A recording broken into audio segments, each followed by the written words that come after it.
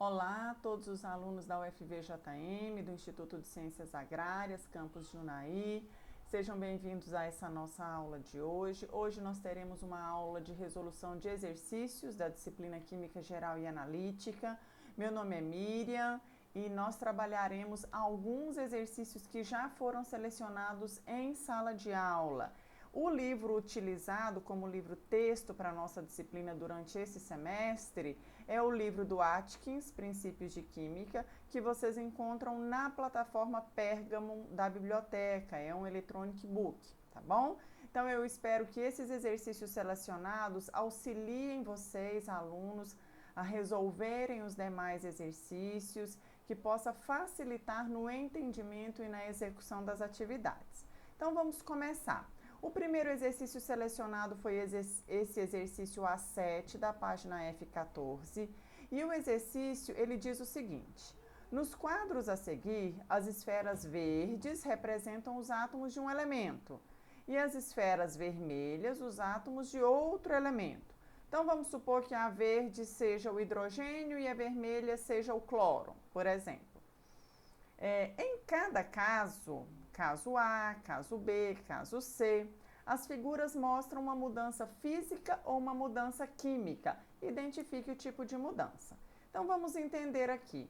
Se a gente levar em consideração a nossa suposição que verde é hidrogênio e vermelho é cloro, aqui a gente tem uma molécula de HCl, HCl, HCl. Nesse primeiro quadrante aqui da letra A gente só tem substância pura composta. E se vocês olharem aqui no segundo quadrante da figura A, da letra A, continua tendo HCl, de acordo com a nossa suposição.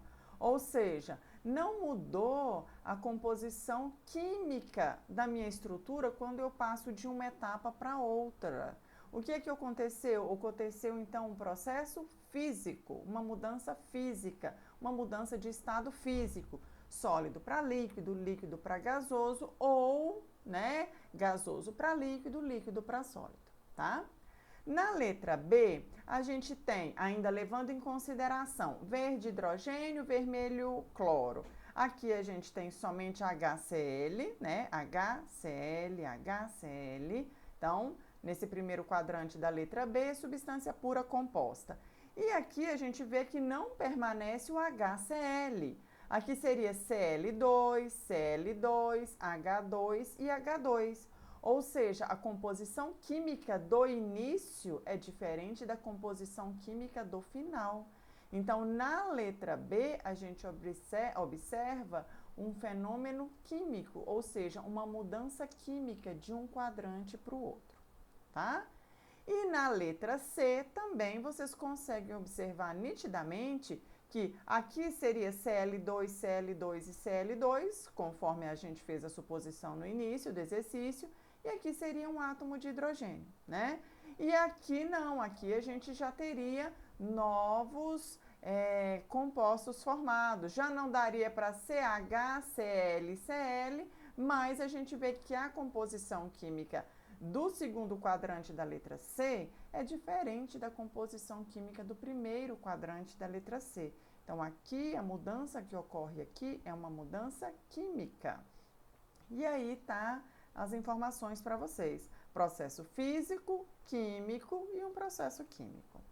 Vamos lá para o próximo. Esse é da página F14, o exercício A17. Esse exercício A17, ele é sobre densidade.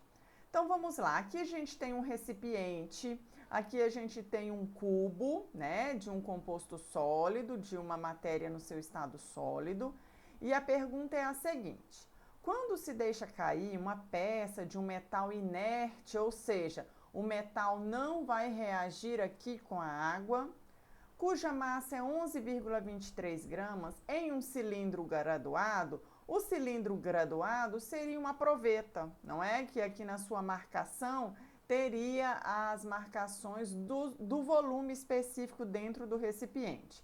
Nesse exemplo aqui, não é possível verificar, mas o que eu quero que vocês se atentem a esse exemplo? Vamos continuar lendo o enunciado. Em um cilindro graduado que contém 2,34 ml de água. o nível da água sobe para 2,93 ml. Então, a gente tem que analisar essa diferença de volume. Quando a gente coloca um sólido dentro da água, por exemplo, e ocorre um deslocamento de volume, a gente consegue fazer essa leitura desse deslocamento de volume, analisando lá na proveta, que seria um cilindro graduado, e aí eu vou verificar, olha, deslocou 1 ml, 2 ml, 5 ml. Nesse exercício em questão, quantos ml deslocou depois que a gente colocou esse cilindro inerte aqui dentro da água? Foi 2,93 menos 2,34. Não é? Tinha 2,34 ml, coloca o cilindro lá dentro, o volume vai para 2,93 ml, a diferença de um pelo outro foi o volume deslocado pelo metal, tá bom? Então a pergunta é: qual é a densidade? Então vocês já viram, a gente já viu em sala de aula. Densidade é igual a massa dividido pelo volume. Gramas por ml, tá? É o mais comum. Então, densidade é a massa. Qual é a massa do meu objeto, do meu metal que a gente colocou aqui dentro do cilindro? No exercício disse, a massa é de 11,23 gramas. Então, massa 11,23 gramas. Qual foi o volume deslocado? E aí vocês vão fazer os cálculos. Hoje a gente vai fazer vários cálculos durante a aula. Então, 2,93 menos 2,34, 0,59 ml. Sempre prestem muita atenção nas unidades das grandezas que vocês estão trabalhando. Nós estamos trabalhando aqui com massa e com volume. A massa é em gramas e o volume em ml. Quando eu divido grama por ml, a unidade da minha densidade é grama por ml. Ou grama vezes ml é menos 1. Então, dividindo aí 11,23 por 0,59, a gente tem 19,03 gramas por ml, que é a densidade desse metal inerte que foi colocado dentro de um cilindro com água, tá bom? Então, sempre lembrem-se, quando vocês forem fazer os demais exercícios do Atkins ou de outra fonte que envolva densidade, sempre fiquem atentos à fórmula que vocês usarão. Densidade é a massa dividido pelo volume, e a gente geralmente usa massa em gramas e o volume em ml. Vamos para o próximo. Aqui da página F14 também, e a gente tem o exercício A21. Então, vamos lá. Um balão pesa 43,5 gramas, 50 gramas, quando está vazio, ok? E 105,50 quando ele está cheio. Então, colocou um certo volume de água, encheu e a massa foi essa aí, 105,50. Quando o mesmo balão está cheio de outro líquido, a massa passa a ser 96,75. Tudo bem? Quando ele está cheio de outro líquido. Qual é a densidade deste segundo líquido? Tá? Então, vamos lá. Primeiro, qual é a massa da água? Se a massa do balão vazio é 43,50 e a massa desse balão cheio de água é 105,50, a massa de água é a massa do balão cheio menos a massa do balão vazio. Quando você subtrai, retira a massa do balão vazio, o que sobra é a massa do balão cheio, O que sobra é só a massa da água que está dentro daquele balão.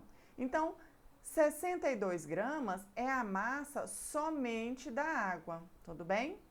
Sabendo que a densidade da água é 1 grama por ml, e aí aqui a gente vai considerar que o sistema está na CNTP, nas condições normais de temperatura e pressão, e a gente vai arredondar essa densidade da água para 1, tá? Então, 1 grama por ml. Se a densidade da água é 1 e densidade é igual a massa sobre volume, logo a massa é igual ao volume. Então, massa é igual ao volume, é o que vocês estão vendo aí. Se a massa é igual ao volume e a massa deu 62 gramas, o volume também será 62. Só porque não em gramas, né? Porque grama é uma unidade de medida para massa, para grandeza massa. O volume também será 62, só porque 62 ml.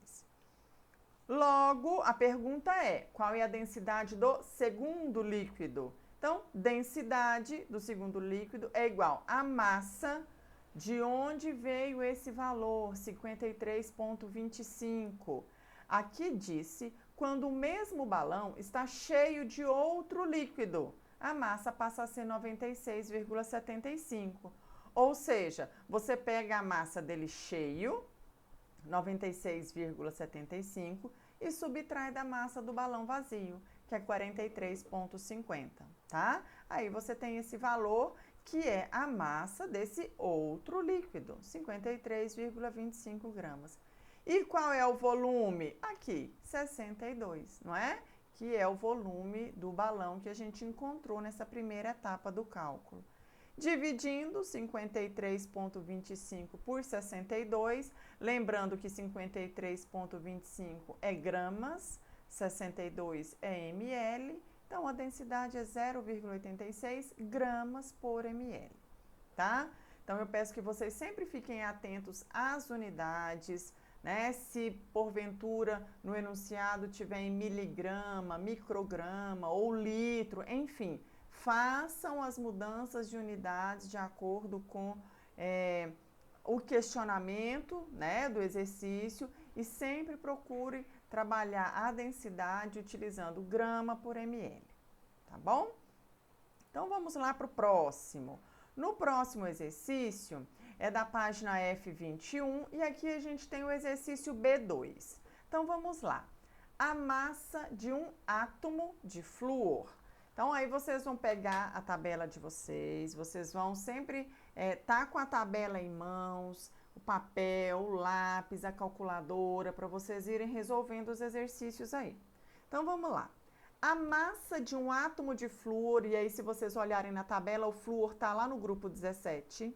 Então, a massa de um átomo de flúor é 3,16 vezes 10 a menos 26 quilogramas, ou seja, muito pequena, né? Bem ínfima mesmo. Quantos átomos de flúor, agora a quantidade de átomos, lembrem-se, quantos átomos de flúor é quantidade de átomos. Aqui é a massa de um átomo, tá? Lembrem-se do que a gente sempre tem falado sobre a importância de interpretarmos um determinado texto para a gente dar uma resposta adequada, plausível e correta para esse texto, né? Então, o mesmo vale para os enunciados. Eu tenho que conseguir interpretar os enunciados com propriedade para eu entender e raciocinar, para eu emitir uma resposta correta de acordo com o enunciado. Então, vamos lá. Quantos átomos de flúor estão presentes em um tanque de flúor de 0,970 litros de gás flúor? Olha uma pegadinha aqui. Átomo de flúor é diferente do gás flúor. Átomo de flúor é só F. Gás flúor é o F2, tá? Uma molécula, tá bom? Então, vamos seguir.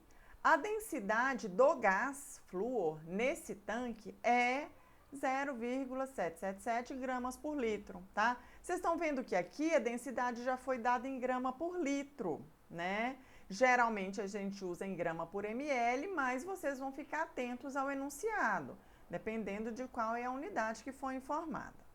Então, vamos lá. Densidade é igual a massa dividido pelo volume, não é? Então, aqui, se no enunciado eu tenho o volume, quantos átomos de flúor estão presentes em um tanque de 0,970 litros de gás flúor?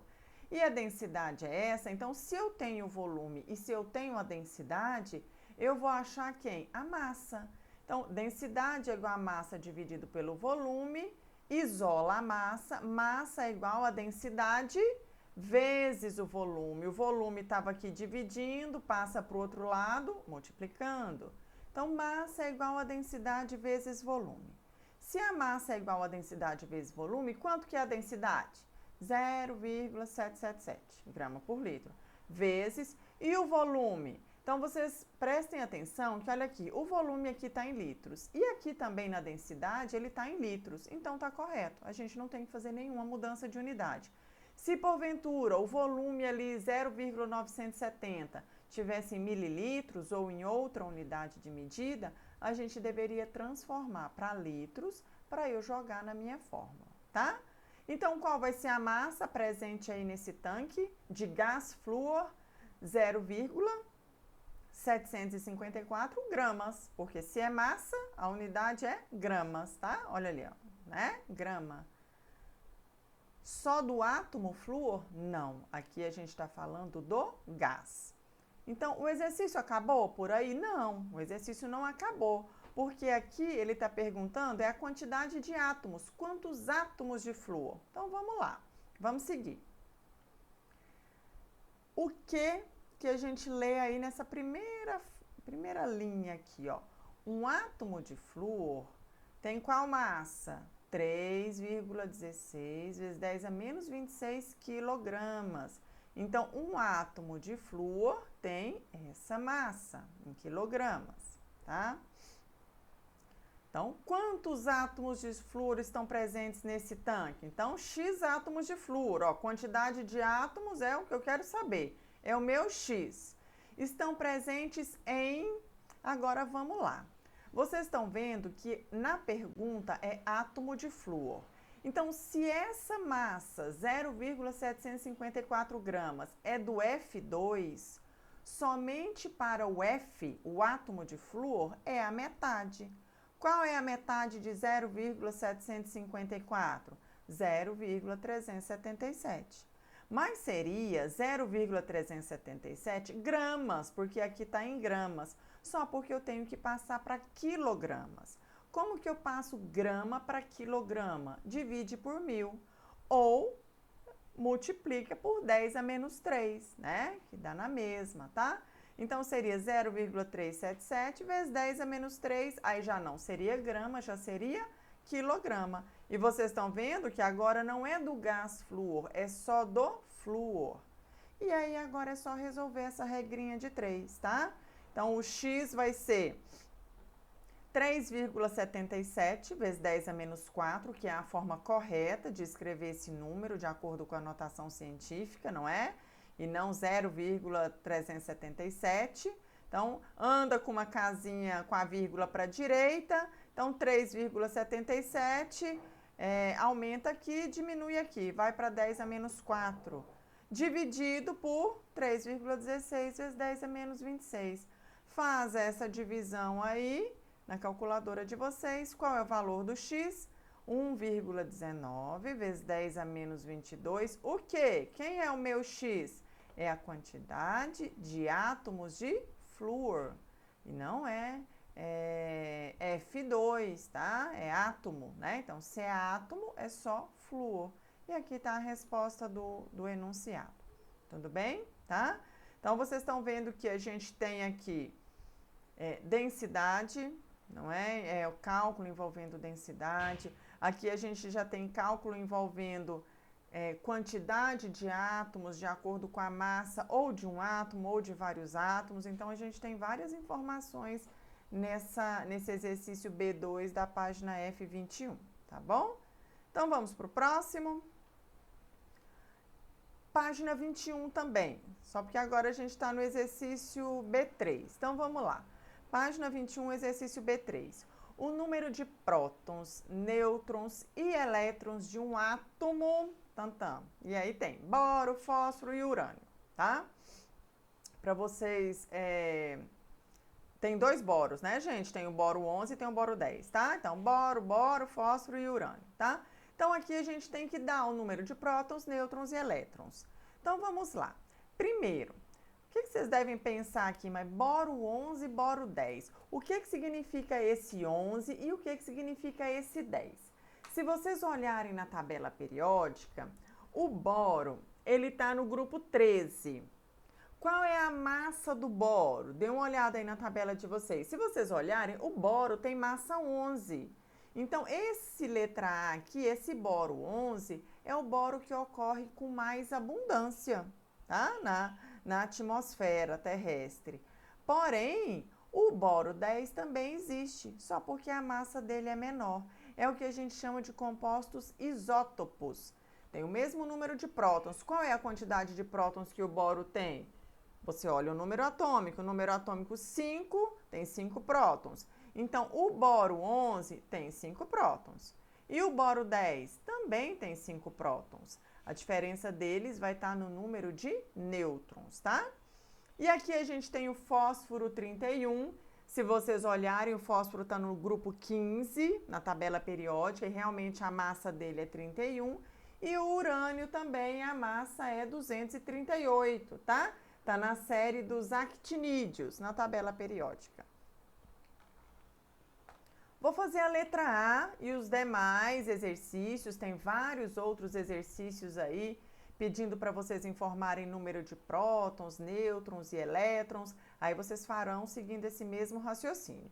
Então, eu peguei para a letra A. Então, a gente tem letra A, o boro 11, que é o boro de massa 11.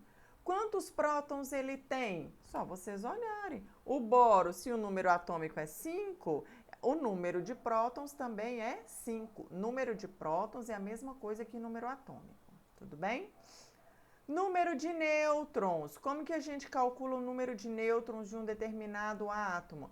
Você pega a massa e subtrai do número atômico. Se a massa é 11 e o número atômico é 5, a quantidade de nêutrons será 6.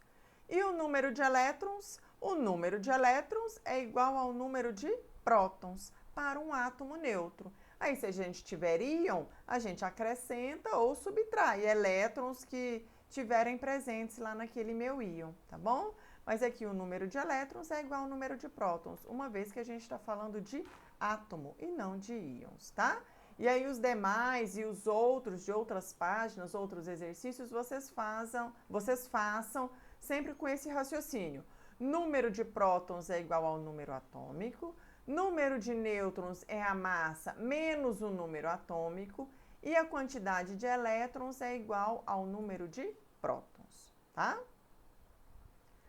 Nesse exercício, também analisando prótons, nêutrons e elétrons, no exercício B6 da página 21 do Atkins, ele diz: identifique o nuclídeo que tem átomos com...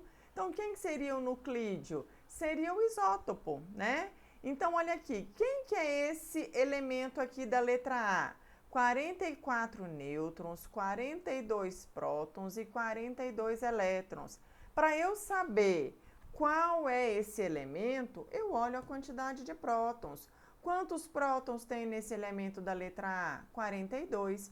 Só existe um tipo de elemento com 42 prótons no núcleo. Aí, qual é a informação que eu vou olhar na tabela periódica? É o número atômico. Qual é o elemento que tem número atômico 42? Molibdênio. Se vocês olharem aí na tabela de vocês, o molibdênio tem número atômico 42. Então, ele vai ter quantos elétrons? 42. Então, isso aqui não é um íon, né? É um átomo, como foi dito aqui no enunciado. E ele vai ter 44 nêutrons, tá?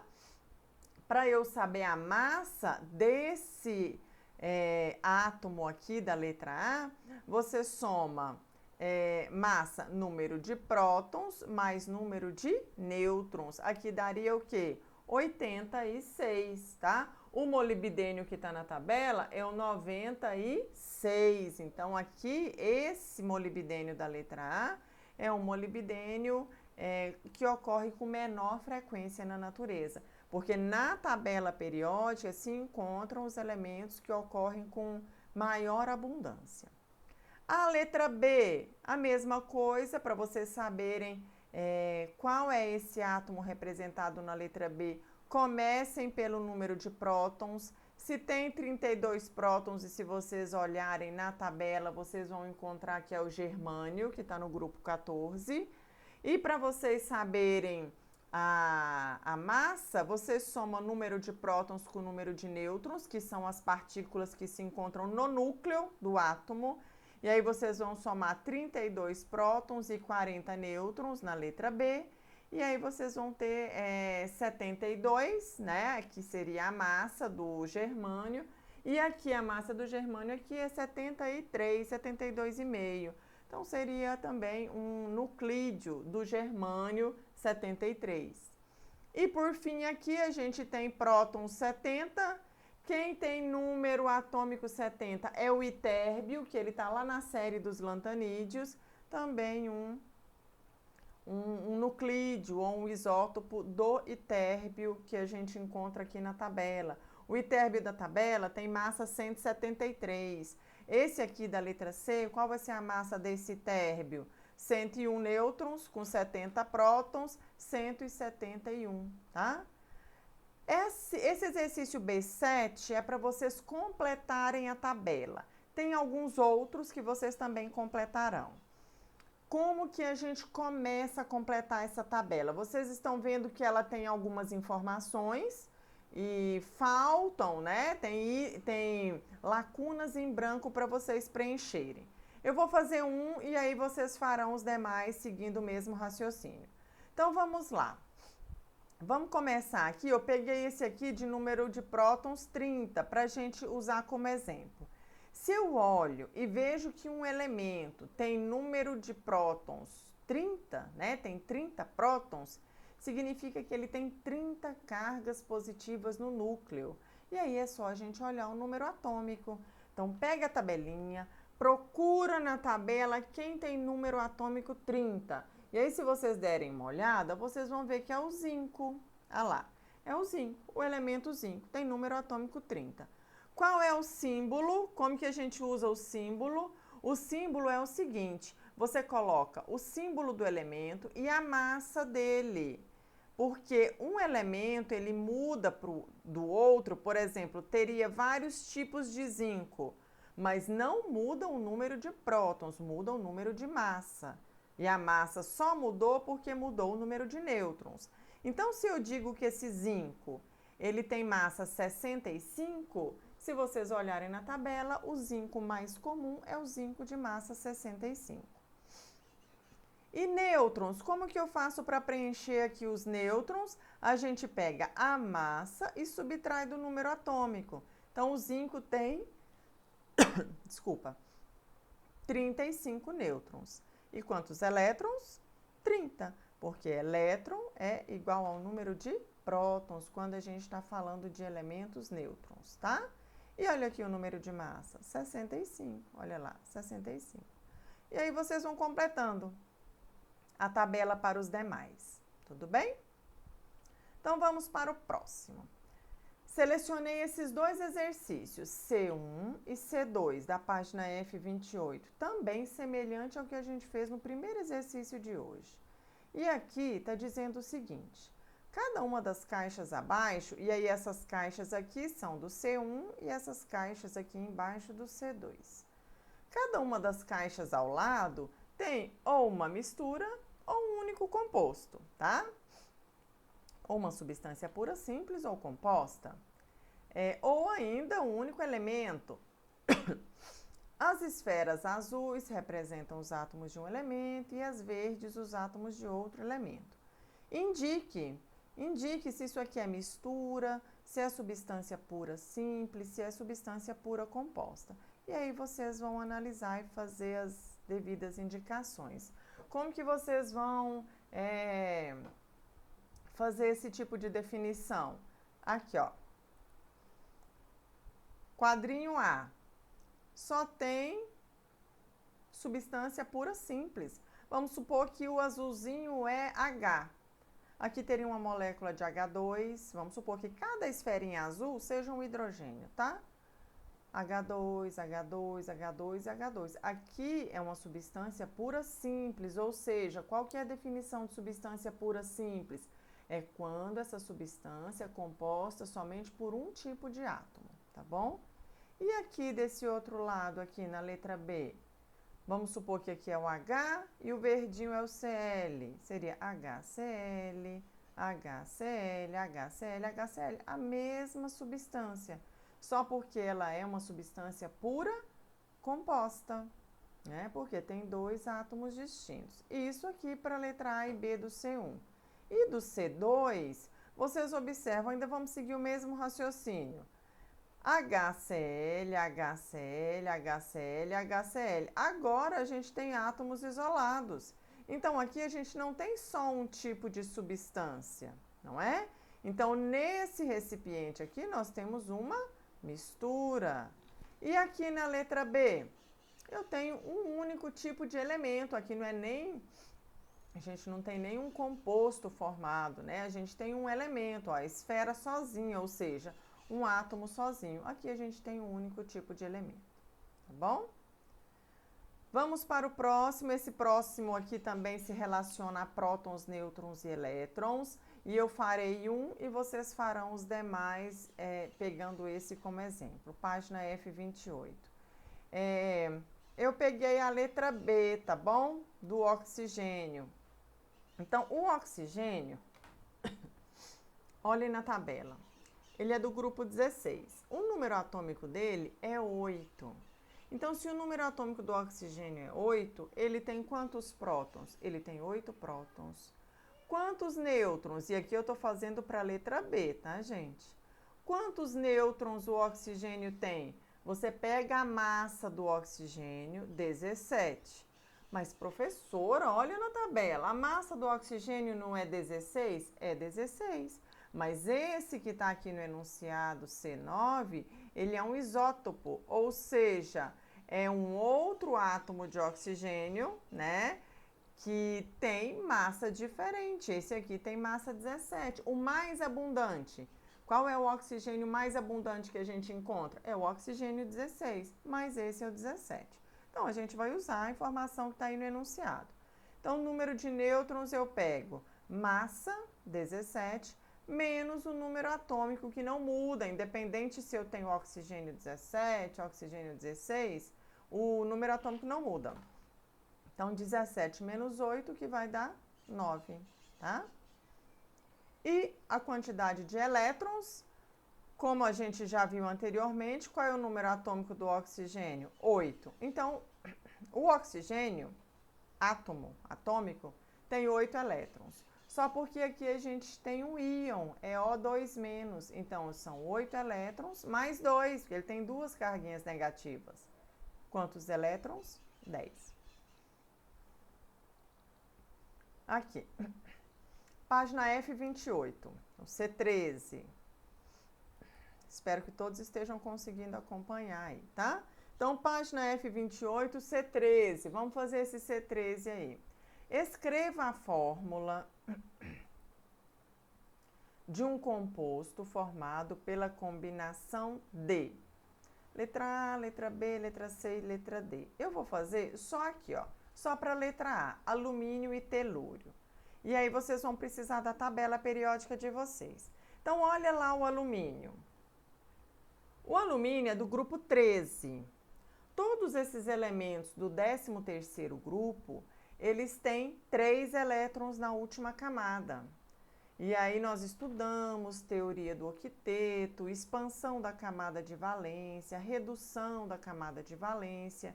Nós já vimos tudo isso nas nossas aulas teóricas. Então, o alumínio, ele é do grupo 13. Se ele é do grupo 13, ele tem 3 elétrons na última camada.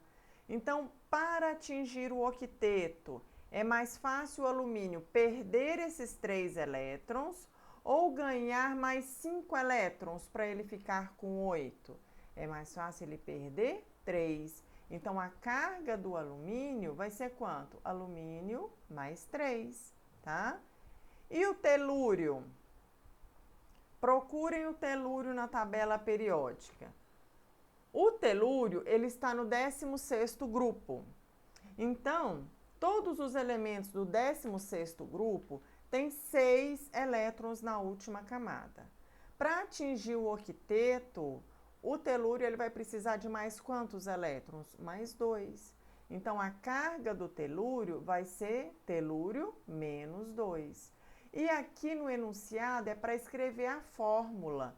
Então, qual que é a fórmula desses compostos formados pela combinação de alumínio e telúrio? Aí é só você trocar as cargas, tá? Alumínio, se eu preciso de 3 cargas positivas e o telúrio 2 cargas negativas, o que é carga em um átomo vira subíndice no outro. Então, Al2, ó, e o 3 vira subíndice do telúrio, T3. Coloquei como exemplo aqui, só para vocês entenderem, eu coloquei o Al2S3, bem semelhante ao Al2T3. Na tabela periódica, vocês podem observar que tanto o enxofre quanto o telúrio, eles são do mesmo grupo. Então, por que a gente precisa de 2 alumínios e 3 telúrios? Por causa dessa representação aqui. É um composto iônico, metal perde elétron, ametal ganha elétron. Como a gente disse, o alumínio tem que perder os 3 elétrons e o enxofre, para o nosso exemplo, não seria enxofre, seria telúrio. Quantos elétrons o telúrio tem na última camada? Ele tem 6, igual ao enxofre, porque eles são do 16º grupo. Então, aqui seria 6 elétrons do enxofre, semelhante ao telúrio. Cada enxofre ou cada telúrio vai ter que ganhar 2 elétrons, e aí é só vocês irem fazendo as distribuições, tá? E aí essa regrinha de fazer a troca das cargas para virar subíndice resulta nessa representação de ligação iônica que vocês podem ver aí no canto direito da tela, tá? Ok? O próximo é o F45. Então, vamos fazer esse exercício F45. O F45 é o seguinte, ele diz, o exercício E17, que a amostra de cada um desses pares contém a maior quantidade de mols, né, o maior número de mols de átomos. E aí eu peguei a letra A como exemplo, tá aqui o índio e o telúrio. 1 mol do índio tem 115 gramas. Como que a gente achou esses valores? Olhando a massa, tá?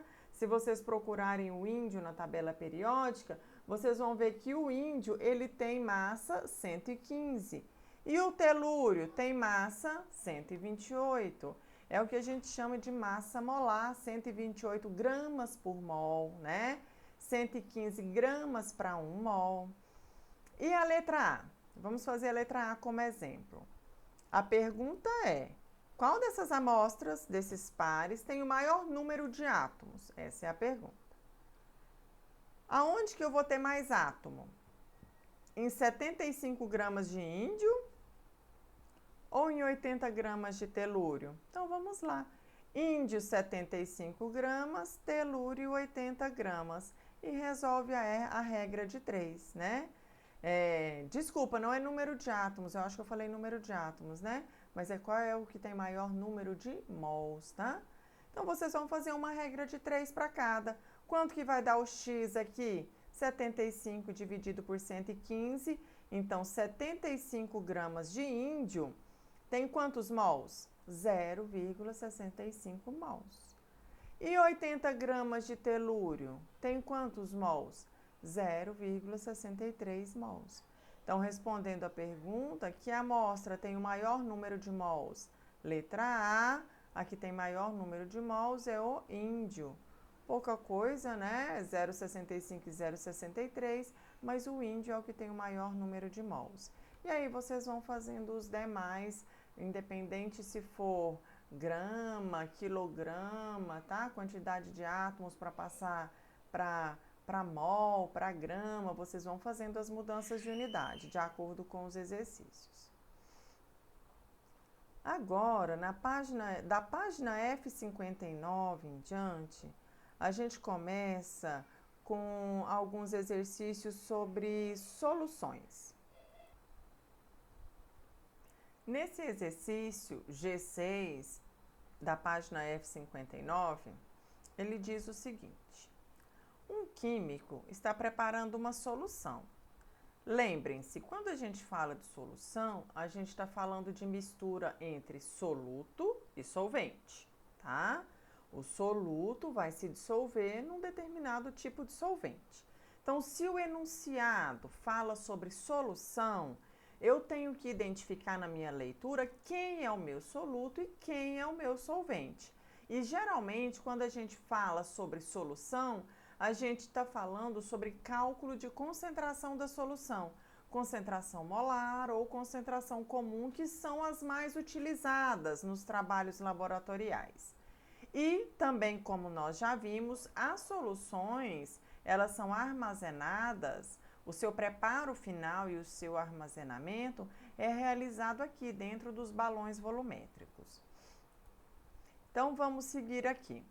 Um químico está preparando uma solução e dissolve 1,734 gramas de NaNO3, nitrato de sódio, em água. Então, NaNO3 é o nosso soluto e água é o nosso solvente. Suficiente para 250 ml de solução. Então, vamos supor aqui, esse balãozinho está falando que ele é de 1000, né? Mas se a gente fizesse uma suposição que ele fosse de 250, a gente usaria a marca no gargalo do balão para o determinado volume, 250, colocaria o nosso soluto aqui, já previamente solubilizado, e aí completaria o volume até chegar nesse valor mencionado, 250 ml de solução.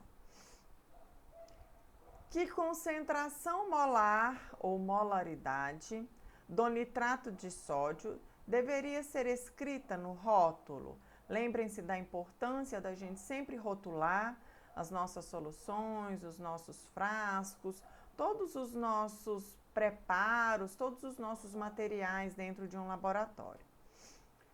Então, vamos lá. Molaridade é N sobre V. Número de mols pelo volume da solução.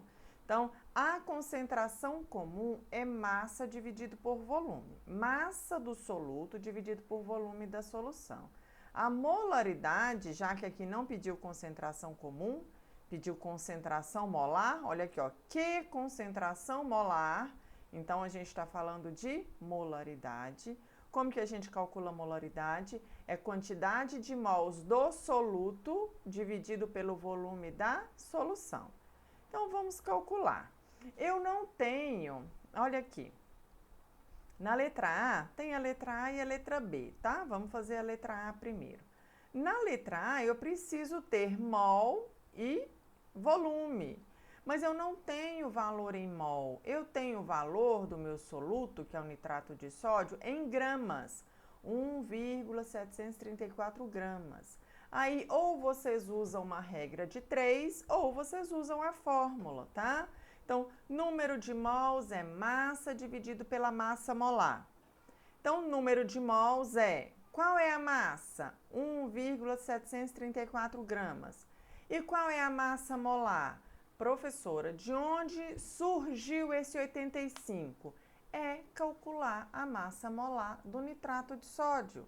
Como que a gente calcula a massa molar do nitrato de sódio? É só vocês somarem as massas atômicas dos elementos constituintes aqui. Peguem a tabela. Na, 23, a massa dele é 23. N, qual é a massa do N? 14, então 23 mais 14, mais qual é a massa do O? 16, só porque a gente tem 3 átomos de oxigênio. Então, 3 vezes 16. Somou tudo, o resultado é 85 gramas por mol. Lembrem-se que massa molar é dado em grama por mol. Então, ou vocês usam essa formulazinha, ou vocês montam uma regra de 3. 1 mol tem 85 gramas, 1,734 gramas tem X. Lembrando que você coloca mol debaixo de mol e grama debaixo de grama, tá? Então, ou pela fórmula ou pela regra de 3. Fazendo essa divisão, qual é a quantidade em mols que a gente encontra? 0,0204 mols, tá? Parou por aí? Terminou a resolução? Não, ainda não. Por quê? Porque a pergunta não é qual é a quantidade de mols que tem do nitrato de sódio. A pergunta é qual é a concentração molar do nitrato de sódio. Então, concentração molar é a molaridade. Molaridade é mol por volume, N sobre V. Quanto é o N? A gente achou aqui, ó, 0,0204. Qual é o volume? Foi dado aqui, ó, 250 ml. Como molaridade é dada em mol por litro, eu pego esse 250 ml e transformo para litro, 0,250 litros. Divide um pelo outro, a molaridade do NaNO3 nessa letra A é 0,082 mol por litro, tá? Aí sim a gente respondeu a letra A, tudo bem? E a letra B? Vamos ver. Se o químico comete um engano e usa um balão volumétrico de 500, então ao invés desse balão volumétrico dele ser de 250, como a gente supôs no início do exercício, se ele pesou lá a massa do NaNO3, mas colocou num balão de 500, né, em vez de 250, qual é a concentração molar do nitrato de sódio que ele realmente preparou? Como que a gente vai fazer? Você pode fazer dividindo por 2 direto. Por quê? Se eu tinha um balão de 250 e houve um engano, ele usou um balão de 500, o valor dobrou, ou seja, a concentração foi para a metade. Se o volume dobra, a concentração diminui pela metade. Aqui você pode só pegar o valor da molaridade e dividir por 2, que vai dar 0,041 mol por litro, ou você pega o novo valor e joga aqui, ó. A quantidade de mols mudou? Não, continua 0,0204. O que mudou? Foi o volume. Ao invés de ser 0,250 litros ou 250 ml, foi para meio litro. Divide um pelo outro, 0,041 mol por litro, tá? Tudo bem? Espero que vocês estejam entendendo, que vocês estejam acompanhando os raciocínios relacionados à interpretação do enunciado. De novo, uma resolução correta e adequada, ela começa na boa interpretação do enunciado. O que está pedindo naquele determinado exercício? Vamos para mais um de soluções. Um químico, página F59, exercício G9 do livro do Atkins, Princípios de Química. Um químico que estuda as propriedades de emulsões fotográficas precisa preparar 500 ml, ou meio litro, de uma solução de nitrato de prata, uma solução 0,179 M maiúsculo. O que significa esse M maiúsculo? Molar. Então, eu leio, como que eu leio esse valor? 0,179 mol por litro ou 0,179 molar, tá? Então, um químico precisa preparar 500 ml de uma solução de nitrato de prata nessa concentração, 0,179 molar. De novo, vamos supor que esse nosso balão seja de 500 ml. Aqui a gente já vê que é um balão de 1000, mas vamos usar, a título de exemplo, como se esse balão fosse de meio litro, 500 ml.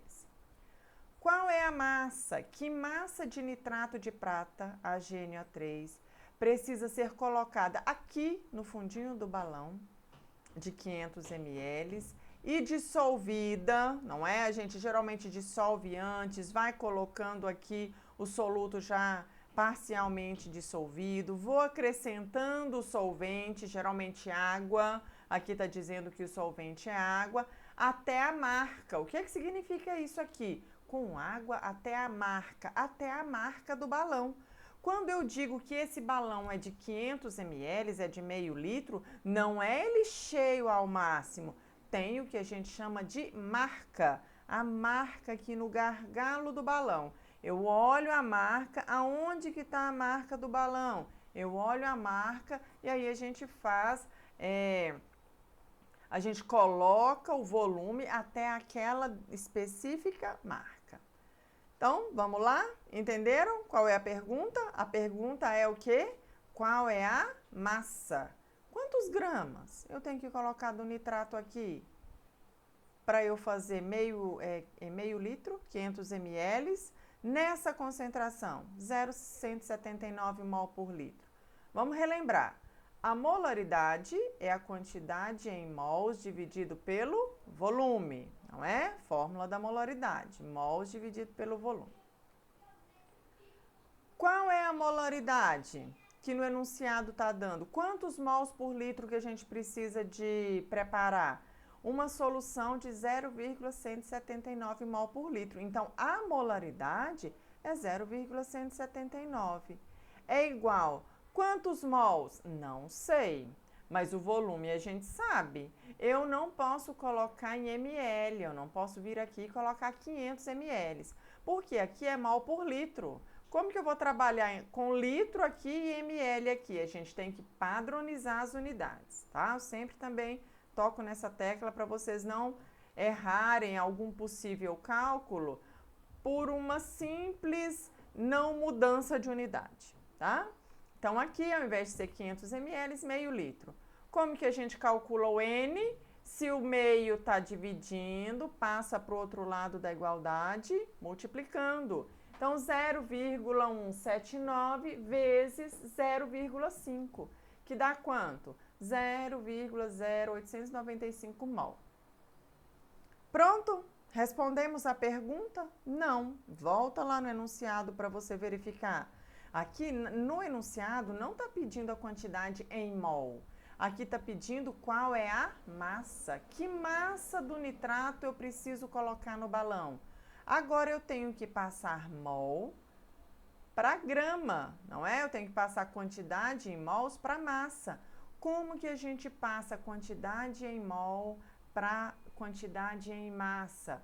Faço o cálculo da massa molar. Pegue a tabela periódica de vocês, calculem a massa molar do nitrato de prata e aí vocês vão encontrar. Qual é a massa molar do nitrato de prata? 170. Ó, número de mols é igual a massa dividido pela massa molar. Tudo bem. Quanto vale o N? Quanto vale a quantidade em mol? A gente acabou de calcular aí, ó, 0,0895 mol. Então, o N vale 0,0895. É igual. Massa é o X da questão. É o que eu não sei. Massa eu não sei. Massa molar, 170. Soma a massa da prata, mais a massa de um átomo de nitrogênio, mais a massa de 3 átomos de oxigênio. Somou tudo, o resultado é 170 gramas por mol. Então, se o 170 está dividindo, passa para o outro lado multiplicando, valor da massa em gramas será 15,215 gramas. Essa sim é a resposta já final do exercício. Aqui quis saber qual é a massa. Então, a gente pesa essa massa, 15,215 gramas do nitrato de prata, adiciona em um balão de 500 ml, lembrando que a gente está supondo que aqui é 500 ml, porque esse balão aqui está rotulado aqui, está especificado aqui que ele é de 1000, né? E prepara a solução. Faz o preparo da solução, no final completa com água até a marquinha. Tá bom? Tá? Espero que tenham compreendido essa resolução aí desse exercício sobre preparo de solução. Mais um sobre preparo de solução. Vamos prestar atenção. Página F59 do Atkins, exercício G11. Um pesquisador que estuda as propriedades de soluções intravenosas, ó, isso aqui interessa para os médicos veterinários, né? Soluções intravenosas, preparou uma solução contendo qual concentração molar de glicose? 0,278 molar, ou 0,278 mol por litro. De glicose, C6H12O6. Vamos atentar à pergunta? Que volume, então, vamos calcular o V, volume. Que volume de solução? Por que está falando solução? Porque aqui a gente tem uma solução de glicose com água. Não é nem só água, nem só glicose. É glicose solubilizada em água, que recebe o nome de solução, tá? Então, que volume de solução o pesquisador deve usar para fornecer 4,5 milimol, já não é mol. Nós fizemos uma aula sobre Sistema Internacional de Unidades. Vocês têm material aí sobre mudanças de unidades, tá? Então, fiquem atentos a essas mudanças de unidades. Então, que volume de solução o pesquisador deve usar para fornecer 4,5 milimol de glicose? Essa é a pergunta. De novo, molaridade é N sobre V, número de mols dividido pelo volume da solução. Qual é a molaridade? Qual é a concentração molar da glicose na água que a gente vai preparar aqui? Está aí no enunciado, 0,278 mol por litro, molar. Molaridade está aqui. Qual é o N? É a quantidade em mol. Eu posso colocar só 4,5? Eu poderia colocar só 4,5 se fosse mol, mas aqui não é mol. Aqui é o quê? Milimol. Então, eu tenho que transformar para mol. Por que eu tenho que transformar para mol? Ah, professora, por que eu não posso trabalhar com milimol aqui, deixar milimol aqui na fórmula? Porque aqui no valor da minha concentração molar, não é milimol por litro, mas é mol por litro. Por isso que eu tenho que fazer a mudança de unidade, para padronizar, para trabalhar com a unidade mol, né, em todas as etapas do nosso cálculo. Então, 4,5 milimol, passando para mol, 4,5 vezes 10 a menos 3, não é? 1 mol tem 1.000 milimol. Então, você multiplica por 1.000. De mol para milimol, você multiplica por 1.000. De milimol para mol, você divide por 1.000. Então, aqui eu tenho que dividir por 1.000. Eu vou passar de milimol para mol, eu vou dividir por 1.000. Dividir por 1.000 é a mesma coisa que você multiplicar por 10 a menos 3, tá? Dividido por V, aqui, dividido por V. Quanto que vale o V? 0,278, né? Tá aqui. Você sobe o V e desce o 0,278. Então, vai ser 4,5 vezes 10 a menos 3, dividido por 0,278. Vamos só conferir essa conta.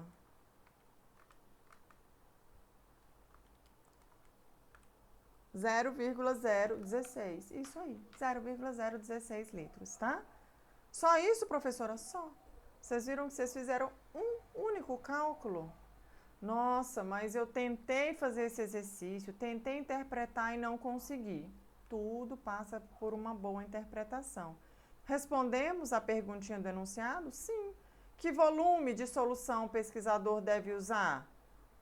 0,016 litros. Aqui está a concentração molar, aqui está a quantidade em mols. Então, para ele obter essa quantidade de milimol, 4,5 milimol de glicose, ele tem que usar 0,016 litros. Se for passar para mililitro, você só fazer a transformação de litro para mililitro.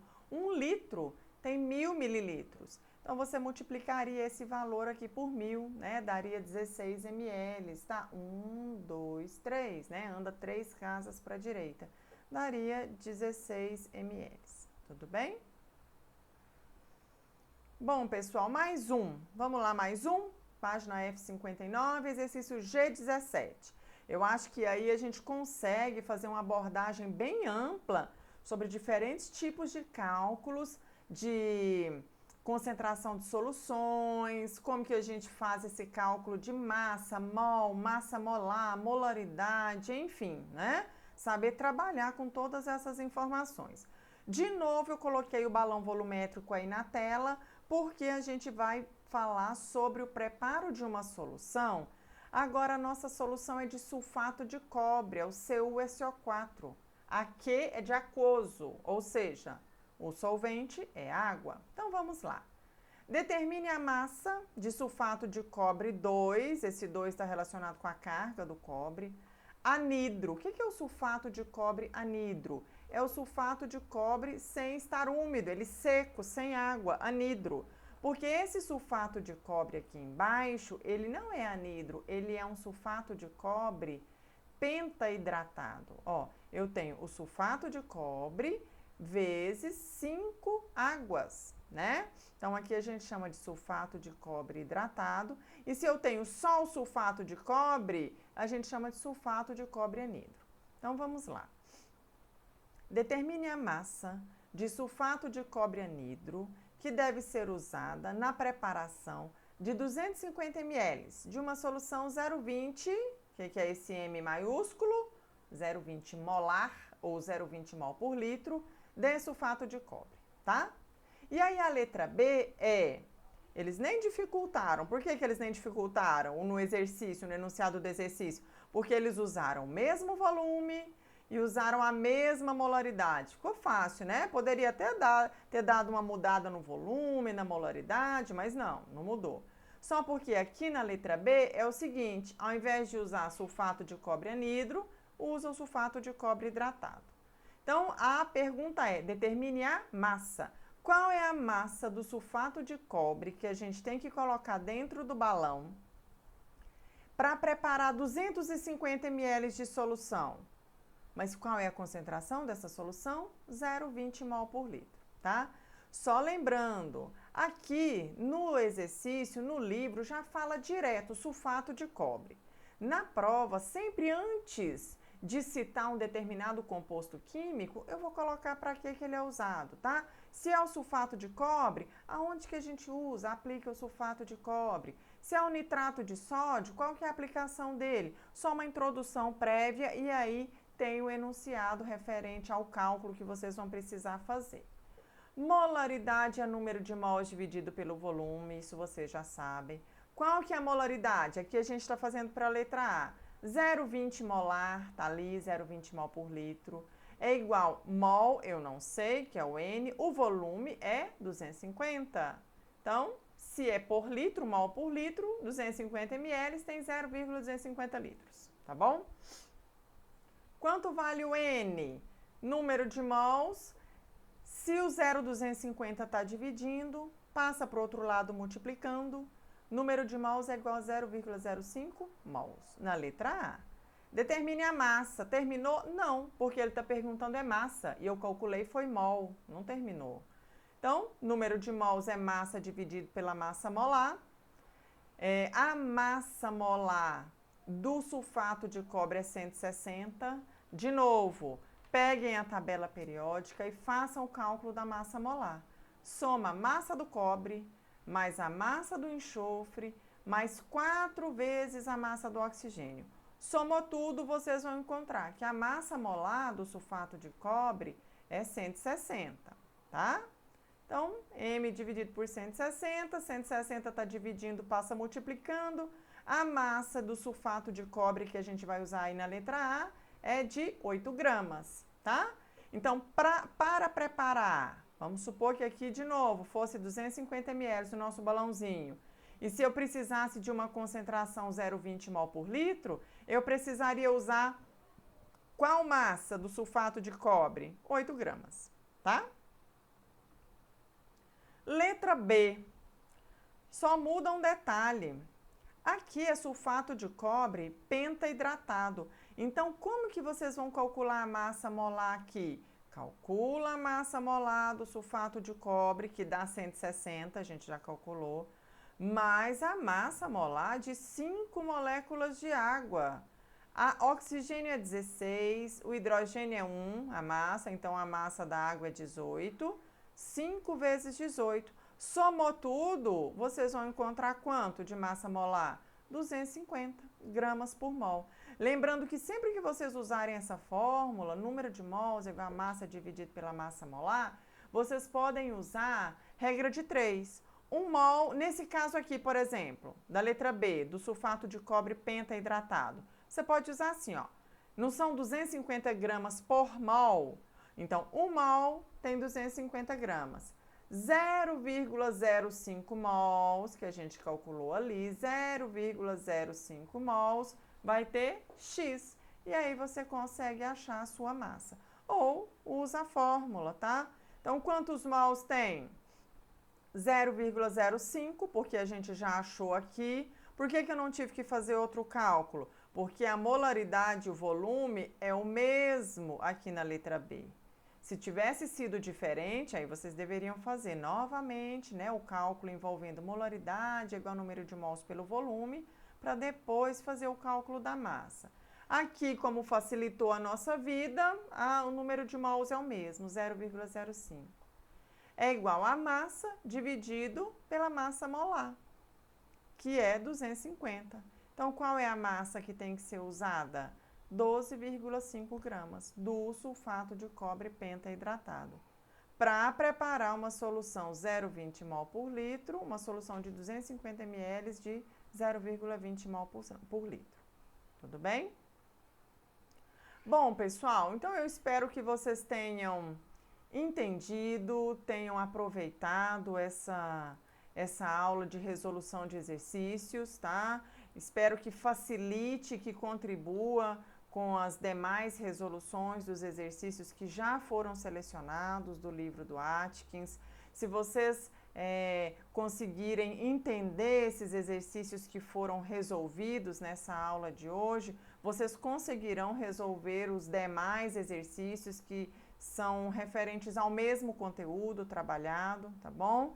E eu desejo que todos tenham uma boa prova, que todos façam a prova com atenção, sabendo, né, o que está resolvendo, o que está calculando, os cálculos envolvidos em cada etapa, tudo bem?